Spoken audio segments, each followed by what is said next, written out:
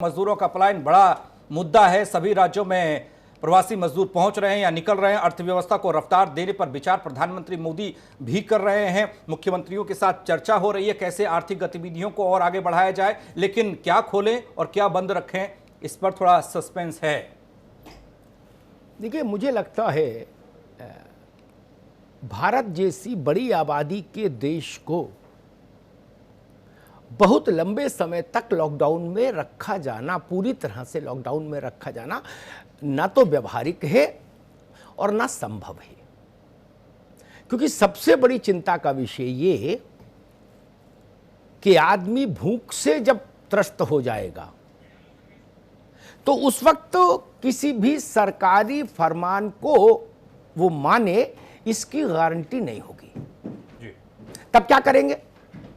शक्ति का प्रयोग करेगी क्या सरकार, या कोई भी सरकार? वो भी संभव नहीं। पहले से ही परेशान और भूखे व्यक्ति पर आप क्या ताकत का इस्तेमाल करेगा प्रशासन?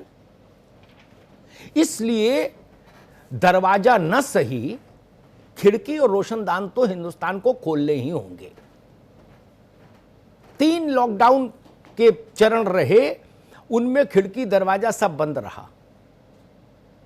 मुझे लगता है, और मुख्यमंत्रियों के साथ प्रधानमंत्री की जो मैराथन बैठक हुई उसका भी मूल स्वर यही है, दरवाजे भले ही बंद रखिए लेकिन खिड़की और रोशनदान खोल दीजिए ताकि सांस आए, क्रॉस वेंटिलेशन तो हो मुल्क में, मुल्क की सांस तो चले। और दुनिया भर के वैज्ञानिक इस तथ्य को रेखांकित कर चुके हैं, जो सत्य अमेरिका के लिए वही भारत के लिए, वही पाकिस्तान के लिए, कि कोरोना के साथ जीना होगा। और मैं इस शब्द को इस रूप में भी नहीं मानता कि कोरोना के साथ जीना होगा। मेरी व्याख्या बिल्कुल अलग है। 1890 में संभवतः ज्ञात इतिहास में मानव सभ्यता पर वायरस का अटैक हुआ। ये जो कोरोना है, कोविड-19, ये कोविड-19 जो है ये 7वीं पीढ़ी का वायरस है कोरोना की। 6 इसके जो पूर्ववर्ती वायरस थे उनको मानव सभ्यता ने पालतू बना लिया या नहीं? बना लिया ना। वो कहीं गए नहीं है। वैज्ञानिकों से पूछिए तो वो हंसेंगे। कोई वायरस विलुप्त नहीं हुआ धरती से, लेकिन हमने उनको पालतू बना लिया।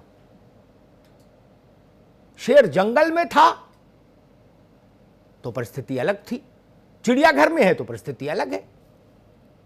कभी कोई गलती से मांस देने बहुत नजदीक चला जाएगा तो उसका हाथ काट लेगा वो, अन्यथा सुरक्षित हैं आप।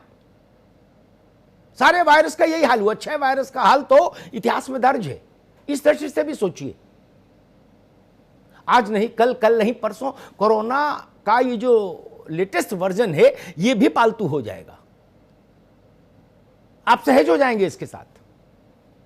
ये आएगा, कुछ दिनों आपकी तबीयत खराब करेगा हर साल में किसी एक खास मौसम में, और फिर आप ठीक हो जाएंगे। कुछ गोली खा के, कुछ वैक्सीन खा लगा के, कुछ गर्म पानी पी के, कुछ नींबू पानी पी के, जो भी प्रक्रियाएं निकले, जो डेंगू के लिए निकली और तमाम लोग वायरस के लिए निकली, सार्स के लिए। इसलिए वो उतना वैसा परिणाम देने वाली स्थिति नहीं रहती किसी वायरस की कि वो लंबे समय तक महामारी में रहे, फिर वो बीमारी में तब्दील हो जाता। महामारी और बीमारी के अंतर को समझना होगा। दुनिया के बहुत सारे बड़े मुल्क समझ रहे हैं, हमको भी समझना होगा। महामारी खतरनाक है, बीमारी जब तक इंसान रहेगा बीमारी भी रहेगी। ऐसा संभव नहीं कि इंसान रहे और बीमारी न रहे। ये तो राम के युग में भी नहीं था। अगर होता तो चरक और धन्वंतरी और सुषेण किस लिए आए थे इस धरती पर? चिकित्सा शास्त्र के लिए आए थे ना। इसका मतलब है बीमारियां थी। लेकिन अगर देश लंबे समय तक बंद रह गया और हमने उस दिन तक की प्रतीक्षा की कि जिस दिन तक इसकी कोई एक ठोस वैक्सीन आ जाए। अच्छा, एक हाइपोथेटिकल बात कर अगर हम सोचिए तो बड़ा चिंता होती। मान लीजिए वैक्सीन आ गई, मान लीजिए जुलाई में, अगस्त में एक वैक्सीन आ गई, अमेरिका में इजाद हो गई, इटली में इजाद हो गई, कहीं भी इजाद हो गई। या भारत में ही इजाद हो गई, चलिए ये भी मान लेते, फिर भी 135 करोड़ लोगों का वैक्सीनेशन का कोई भी प्रोग्राम क्या 5-7 साल से कम में पूरा हो सकता है? उत्तर है नहीं, नहीं, नहीं। और 5-7 साल में भी तब हो पाएगा जब बहुत बड़ा संसाधन देश को झोंकना पड़ेगा अकेले एक कार्यक्रम में। फिर जनगणना नहीं करा पाएंगे आप, फिर चुनाव में लोगों की ड्यूटी नहीं लगा पाएंगे, फिर तो प्राइमरी स्कूल की मास्टर साहब और मास्टरनी सबकी ड्यूटी वैक्सीनेशन में लगेगी कि झोला टांगो और घर घर जाओ कि भाई आ जाओ चाचा सुई लगवाओ। ये 1-2 दिन में नहीं होगा ना। तब क्या देश को बंद रखेंगे? मॉल्स, सिनेमा, मल्टीप्लेक्स, बड़े धार्मिक स्थल, बड़े मोहल्ले में शंकर जी का मंदिर नहीं, मठिया देवी जी की मठिया नहीं, छोटा गुरुद्वारा नहीं, पीर बाबा की मजार नहीं, बड़े धार्मिक स्थल जहां 10,000 लोग इकट्ठे होते हैं वैसे स्थल, malls, multiplexes, school, college, university, ये कुछ समय वेट कर सकते हैं, प्रतीक्षा कर सकते हैं। और मेरी सूचना ये कहती है सरकार जो रास्ता निकालेगी उसमें इनको अभी बंद ही रखेगी, लेकिन बाकी चीजें तो शने शने खुलनी चाहिए और खुलेंगी भी। रेल चलने जा रही है। मैं याद दिला दूं, हम लोगों ने एक कार्यक्रम किया था इसी मंच पर, और तब किया था जब देश रेल के बारे में सोच भी नहीं रहा था। तो मैंने, रेल राज्य मंत्री हमारे साथ थे भारत सरकार के, मैंने उनको कुछ सुझाव दिए थे।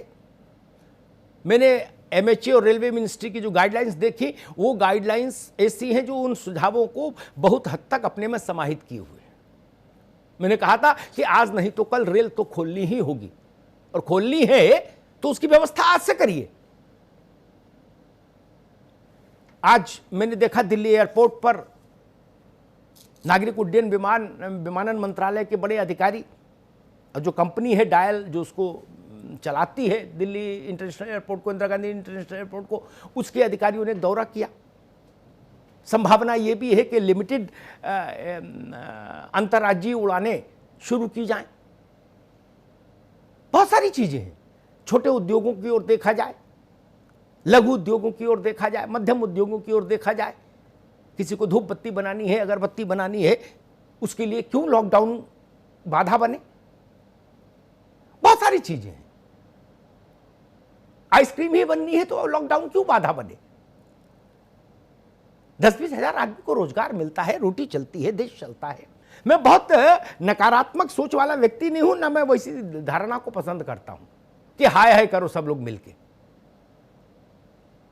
इस देश ने बहुत से संकट देखे, और देश ने क्या दुनिया ने देखे, फिर भी दुनिया आगे बढ़ी है और हर संकट से उभरी है।